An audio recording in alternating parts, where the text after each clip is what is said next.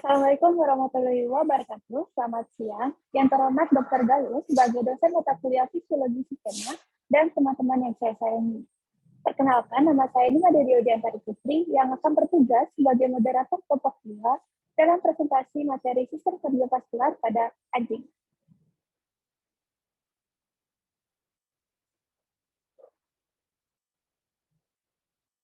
Adapun anggota kelompok saya ada Bilkis, Christine, Farah, Alzena, Korisko, Rati, Rofi, Rafa, dan Nindya.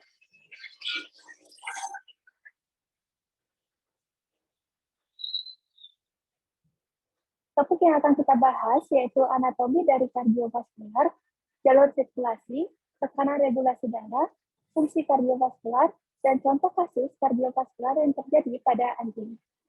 Baik, langsung saja kita mulai ke sesi pemaparan.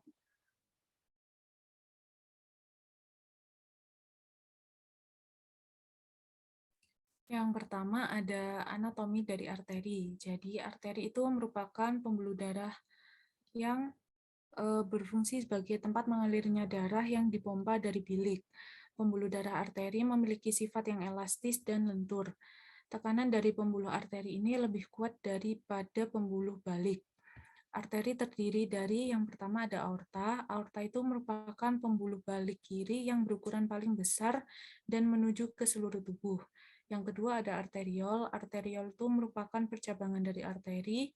Dan yang ketiga ada pembuluh kapiler. Pembuluh kapiler ini merupakan percabangan terkecil dari pembuluh darah yang memiliki diameter kecil dan dindingnya tersusun atas lapis endotelium serta sebuah membran basal. Anatomi dari dinding pembuluh arteri ini terdiri dari lapisan terluar yang disebut dengan tunika adventitia. Jadi tunika adventitia ini tersusun dari jaringan ikat. Kemudian ada tunika media yang tersusun dari otot polos dan jaringan elastis. Untuk selanjutnya ada lapisan terdalam yaitu tunika intima yang tersusun dari sel endotelial. Next.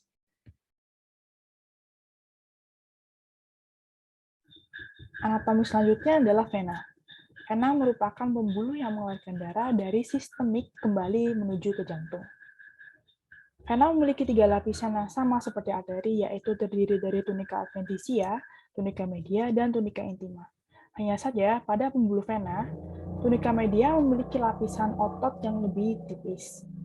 Selain itu, pembuluh vena memiliki ciri-ciri sebagai berikut. Yang pertama, dinding pembuluh yang tipis dan tidak elastis, dekat dengan permukaan tubuh, biasanya dia berwarna biru tipis dengan berwarna biru-biruan, aliran darah menuju ke jantung, lalu memiliki denyut yang tidak terasa, katup di sepanjang pembuluh, dan bila terjadi kelukaan, darahnya tidak akan memancar.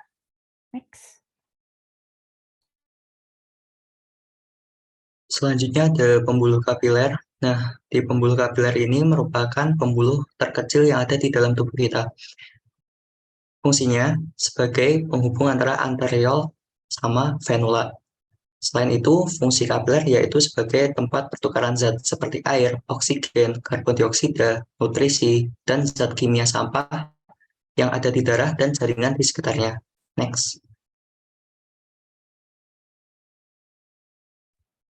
Selanjutnya, jalur sirkulasi. Sistem kardiovaskular pada anjing yaitu sistem peredaran darah tertutup, di mana jalur peredaran darah ini selalu berada di dalam pembuluh darah.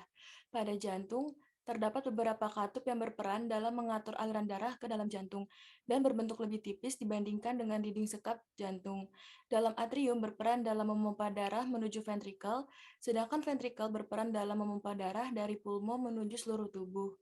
Kemudian sistem peredaran darah ini terbagi menjadi 2, yaitu ada sirkulasi paru dan sirkulasi sistemik. Next. Selanjutnya ada tekanan regulasi darah.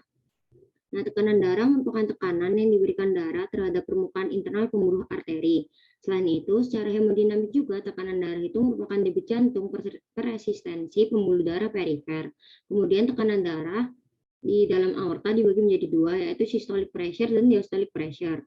Untuk systolic pressure sendiri menyebabkan aorta dipenuhi dengan darah, sehingga tekanan aorta meningkat sampai nilai puncak karena ventrikel kiri berkontraksi dan darah diinjeksikan ke aorta. Kemudian yang kedua yaitu diastolic pressure. Diastolic pressure itu menyebabkan tekanan di dalam aorta menurun sampai nilai minimal karena adanya darah yang mengalir keluar aorta menuju arteri.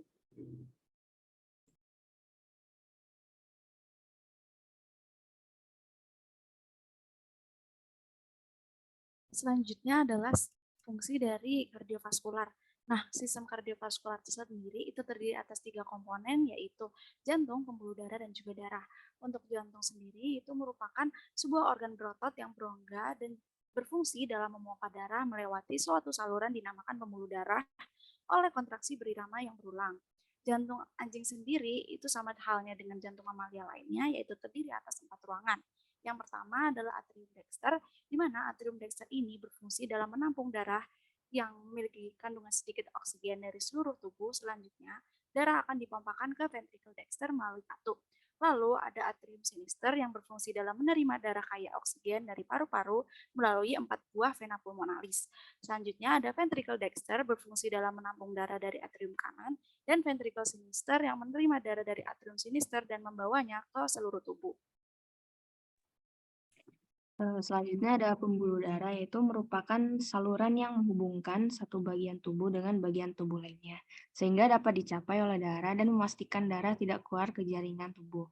Pembuluh darah ini itu terdiri dari arteri, pembuluh darah vena, dan kapiler. Kemudian yang ketiga itu ada darah. Darah adalah media yang digunakan untuk transportasi bahan-bahan seperti metabolit, hormon, dan zat-zat lainnya ke seluruh tubuh agar dapat mempertahankan homeostatis.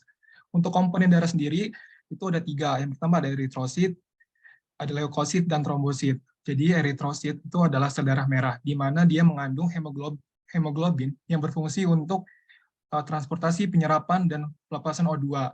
Kemudian ada leukosit. Leukosit atau sel darah putih itu berperan dalam sistem kekebalan tubuh. Yang terakhir ada trombosit. Trombosit merupakan fragmen kecil di dalam darah yang tidak memiliki warna dan tidak berintih.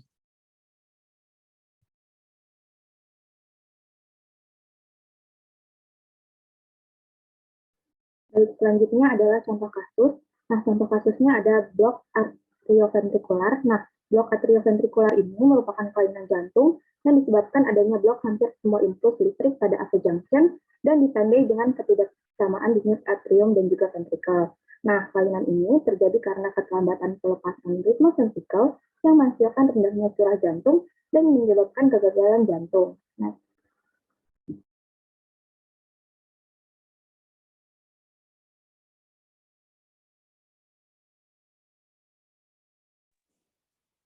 Oke, baik, ini merupakan data pusaka yang kami gunakan. Demikian presentasi kelompok kami. Sebagai moderator, saya minta maaf jika terdapat kesalahan, baik perbuatan atau perkataan. Wassalamualaikum warahmatullahi wabarakatuh. Selamat siang.